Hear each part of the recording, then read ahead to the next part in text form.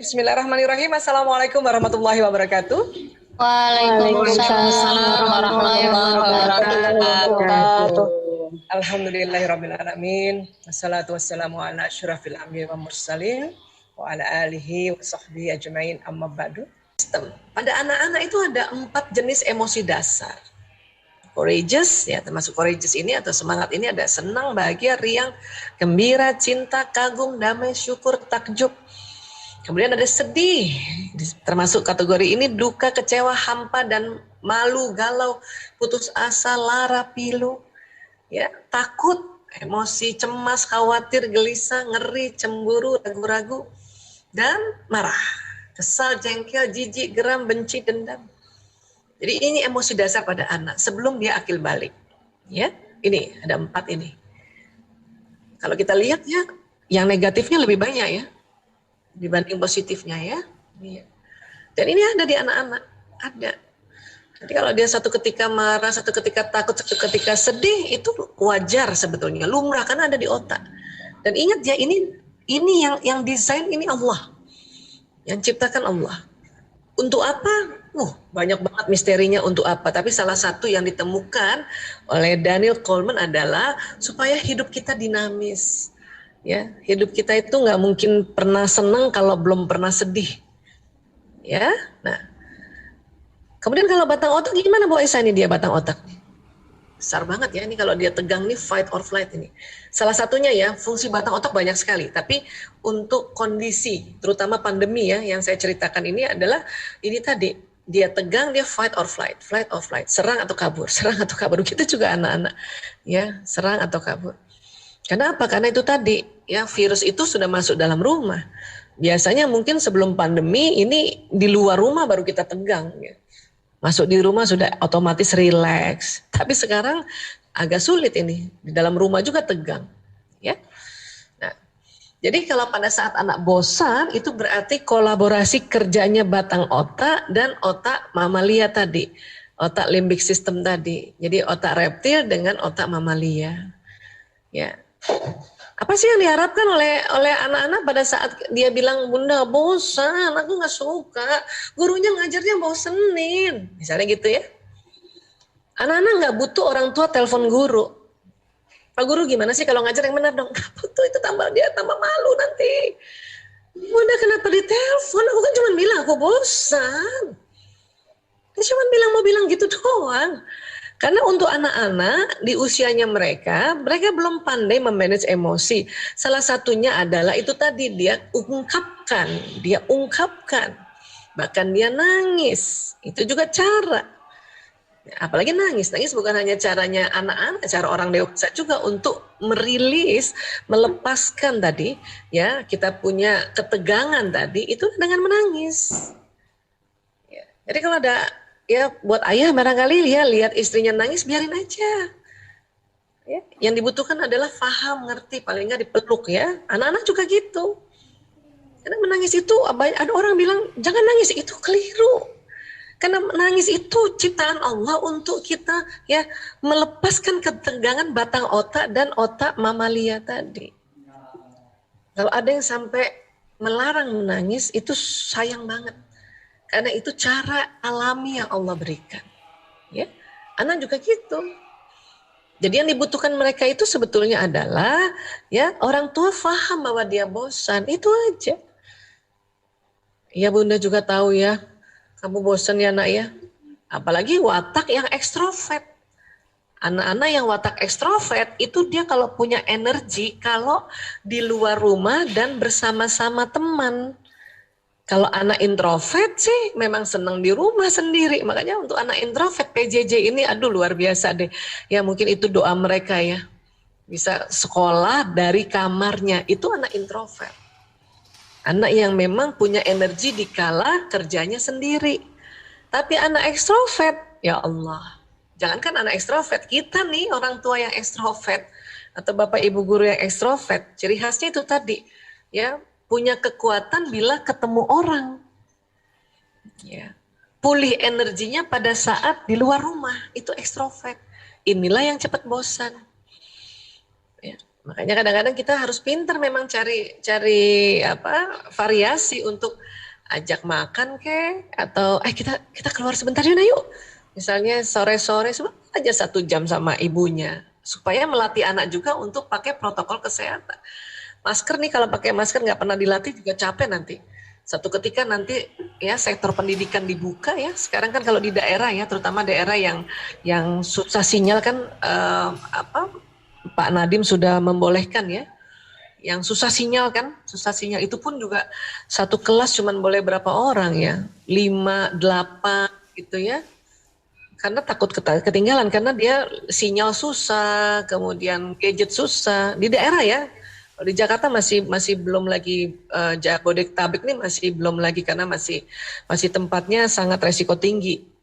Ya. Jadi ya ajak aja sore-sore gitu saya biasanya kalau Bu bosen Bu kita kemana ya paling cuman kemana kayak gitu ke minimarket terdekat rumah cuman beli es krim doang tapi latihan pakai masker anak-anak latihan jaga jarak latihan habis dari luar rumah sampai rumah nggak duduk nggak apa pergi kamar mandi itu latihan harus ya itu sebetulnya buat anak-anak yang ekstrovert. Atau ada lagi anak-anak ekstrovert ini saya perhatikan ya, termasuk anak-anak saya yang ekstrovert, dia belajarnya pakai 2 gadget, 1 laptop untuk mendengarkan Bapak Ibu guru menyampaikan ya pelajaran-pelajaran sekolah, 1 gadgetnya itu untuk chatting sama teman-temannya, untuk diskusi. Karena memang itu pengganti teman-teman yang ada sekeliling. Ini yang harus kita pahami. Ya. Baik, nah sekarang level emosi pada orang dewasa lebih variasi lagi. Kalau tadi anak-anak hanya 4, sedih, takut, marah, courageous, semangat ya. Jadi ini ya marah dan langsung di sini semangat. Kita lebih variasi nih, pecahannya banyak. Ada beberapa tempat kalau kita googling ya dia ada lebih pecah lagi dia punya ya level-levelnya. Seperti marah ini nanti ada kesal, jengkel, dendam dan sebagainya. Tapi saya ambil yang ini saja karena ini memudahkan. Kok kayak tangga Bu Aisyah? Iya, ternyata kalau dihitung, ya diukur level emosi atau otak limbik sistem ini pada saat emosi jenis-jenisnya ini, dia ada frekuensinya. Apati ini rendah 50 Hz, ya, di atasnya sedih 75, di atasnya lagi takut 100. Ya, ini kategorinya nafsu lawamah. Memang kalau kita googling, kita melihat nafsu lawamah itu ya katanya yang paling bawah nafsu amarah. Tapi setelah ya riset terakhir mengatakan amarah itu frekuensinya 150 Hz, maka amarah itu di tengah justru. Lawamah ini didefinisikan nafsu yang berlara diri. Ya, aku nggak bisa apa-apa, aku cuman gini doang. Itu sebetulnya ini nuansanya sedih dan apati ya, putus asa ya apati ini. Ya. Kemudian anger, marah, jengkel, kesel, dendam, jijik masuk di sini. Ya, di atasnya lagi ada pride, ya, membangga-banggakan. Bangga boleh, tapi kalau membangga-banggakan, ya, itu masih di nafsu amarah itu, 175 Hz. Ya. Nah, mulai di atasnya courageous atau semangat ini 200 Hz. Ya, ini sudah masuk zonanya nafsu mutmainnah. Di atasnya lagi acceptance, di atasnya lagi peace, dan di atasnya lagi enlightenment, pencerahan gitu. Oh gitu ya, nah, itu pencerahan itu. Ya, mendapatkan informasi terus kita oh gitu, nah, itu pencerahan. Ya nanti kita lihat ya, nah, untuk naik pencerahan itu caranya apa? Ya, nah, jadi mulai dari courageous sampai pencerahan ini kategorinya nafsu mutmainnah. Ya, emosi memang ada yang negatif, ada yang positif. Termasuk juga nafsu, ada yang negatif, ada yang positif. Memang yang positif itu lebih sedikit daripada yang negatif. Dan ini semua ada di limbic system, ada di otak manusia. Ya, kita hanya bisa pas lagi turun, naikkan lagi cepat-cepat. Pas lagi turun, naikkan lagi cepat-cepat. Itulah tadi saya di awal mengatakan, memanage emosi ini adalah perjuangan seumur hidup. Ya, sedang turun, naik lagi. Kita sudah accept bahwa pandemi ini kita ada di rumah, ya. Setahun ini kan tentu sudah accept dong ya. Waktu di awal-awal mungkin kita masih marah, masih kesel gitu ya. Sekarang udah terima. Tapi kalau kita lagi pernah dengar bahwa beberapa hari yang lalu ya, atau beberapa minggu lalu ya, pengamat mengatakan bahwa kemungkinan pandemi ini bisa lebih 2 tahun, itu bisa turun loh, kita bisa takut lagi. Bisa turun. Saat itu juga turun itu. Tapi itu tadi, yang Allah minta adalah pada saat di bawah cepat-cepat naik ke atas. Walaupun kita tahu bahwa pada saat turun ini lazim. Kenapa? Ini ada di otak kita. Hanya diminta cepat-cepat naik ke atas. Kenapa? Karena lebih banyak keuntungannya atau lebih banyak benefitnya apabila kita sering lebih sering ada di nafsu mutmainnah. Ya, nafsu mutmainnah. Lebih banyak benefitnya, lebih banyak pahalanya. Dan kalau bicara pahala bukan hanya waktu di akhirat, di dunia saja sudah terasa. Ya. Tapi pas lagi turun lagi, naik lagi ke atas. Turun lagi, naik lagi ke atas. Ya. Apa bahayanya Bu Aisyah kalau turun, merosot terus sampai apati? Apati ini sudah mulai putus asa. Kenapa apati putus asa? Karena sedih berkepanjangan. Sedih lebih 2 minggu itu bisa masuk apati. Ya, apati lebih 2 minggu ke atas itu bisa masuk, yang paling bahaya adalah depresi. Depresi ini biasanya ya ada ide mencelakakan diri, bentur-benturkan kepala kah, atau ambil pisau kah, ya ada suicide ya, ide bunuh diri itu berarti depresi. Biasanya kalau sudah di level depresi ini sudah ranahnya profesional, ini ranahnya dokter kesehatan jiwa. Kenapa? Karena ada zat kimia di otak yang dia ya keseimbangannya sudah kelamaan ya, dia tidak stabil. Sehingga perlu dibantu dengan obat-obat kimia untuk menstabilkan. Kalau masih sedih, ya apati saja masih bisa kita bantu untuk move on ke atas. Ya, ini terjadi pada diri kita juga, terjadi pada anak-anak, terjadi pada bapak ibu guru, terjadi pada siapapun ini. Ya, apalagi pandemi kayak gini tuh tadi batang otaknya cepat banget tegangnya. Ya. Dan Mbak Aisyah kalau di atas enlightenment ada, tapi ini juga sudah di luar kewajaran. Ini namanya manik. Pasien kami pecandu narkoba itu ya, misalnya lagi marah atau lagi sedih, terus dia pakai narkoba, itu langsung melayang ke sini, ke manik. Makanya manik ini kalau ditanya kayak apa manik Bu Aisyah? Mabok.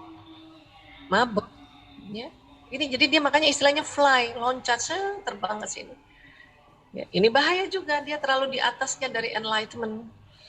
Ya, itulah makanya kita dalam Islam, setiap pun kita ada rasa bahagia, rasa senang, pokoknya rasa gembira, tetap harus sebut Allah.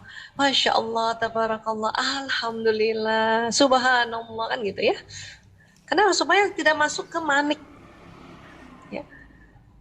Karena ada kondisi-kondisi sekarang ini yang disebut masuk ke manik depresif. Yang kita sering istilah ya sekarang namanya bipolar. Itu namanya gangguan mood itu. Ya. Ini perlu juga ditangani oleh profesional. Supaya apa? Supaya dibantu. Kasihan kalau enggak, nanganin sendiri susah kalau di manik. Ya, ini bisa habis-habisan teriak-teriak, bisa ya. Depresi juga gitu susah. Makanya kita menjaga untuk emosi kita berada di level mutmainnah. Pada saat turun, cepat-cepat naik ke atas. Turun, cepat-cepat naik ke atas. Ya. Dan inilah yang dikategorikan zona ikhlas. Pagi-pagi nemenin anak PJJ, kesel. Oke, kita di sini. Tapi kalau kesel terus-terusan 3 jam berarti dampingin anak berarti sudah di luar zona ikhlas. Rugi nanti.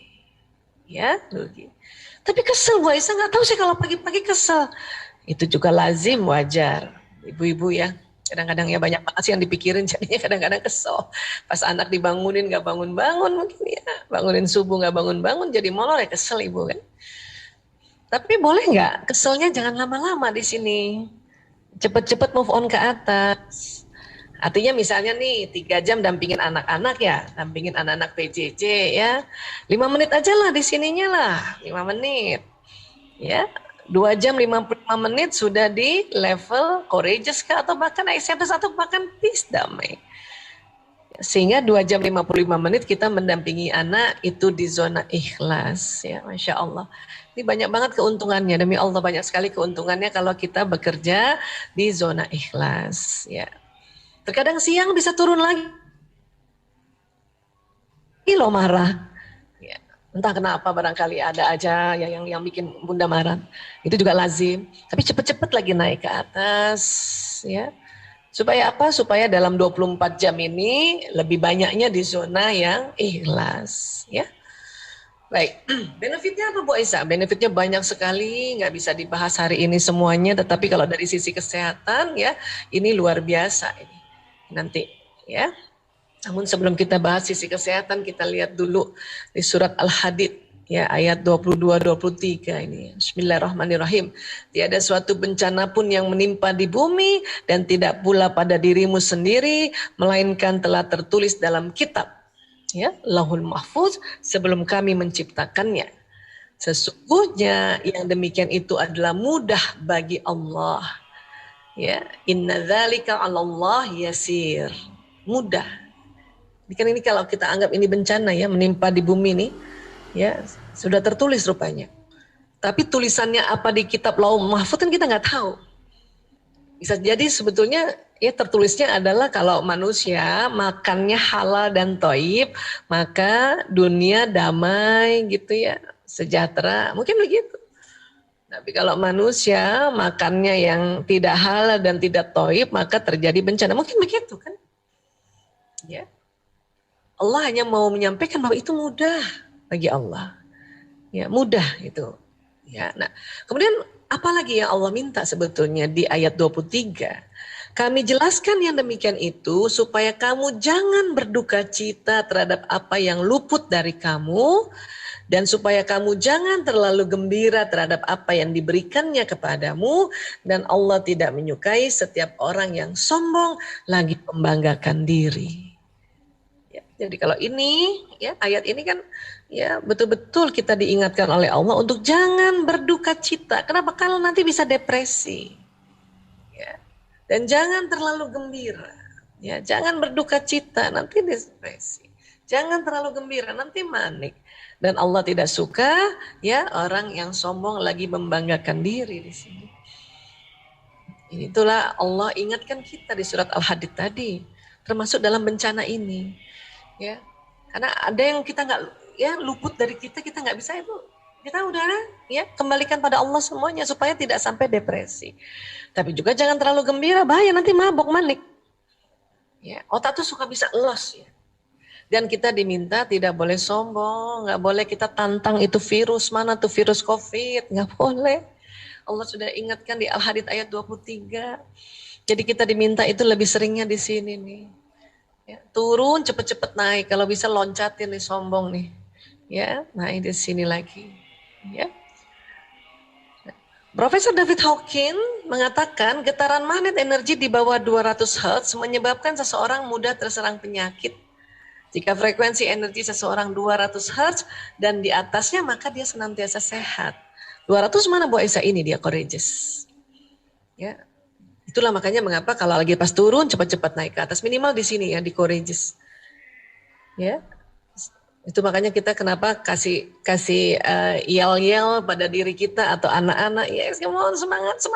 Bahkan kalau di chattingan tuh ada tulisan semangat. Itu supaya kita berada di 200 dulu nih.